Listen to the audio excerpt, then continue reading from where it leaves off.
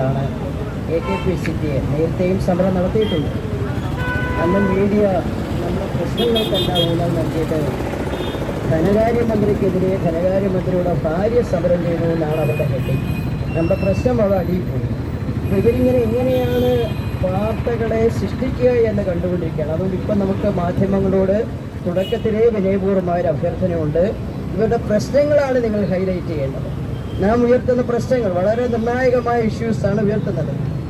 ഏറ്റവും പ്രധാനമായി ഈ വിദ്യാഭ്യാസ നയം എങ്ങനെയാണ് കേരളത്തിൻ്റെ പുരോഗതിയെയും രാജ്യത്തിൻ്റെ നിലനിൽപ്പിനെയും തകർക്കുന്നത് എന്നത് ഉത്തരവാദിത്വമുള്ള ഒരു അധ്യാപക സംഘടന എന്ന നിലയിൽ ഗൗരവതരമായ ആ പ്രശ്നം ഉന്നയിക്കുന്നുണ്ട്.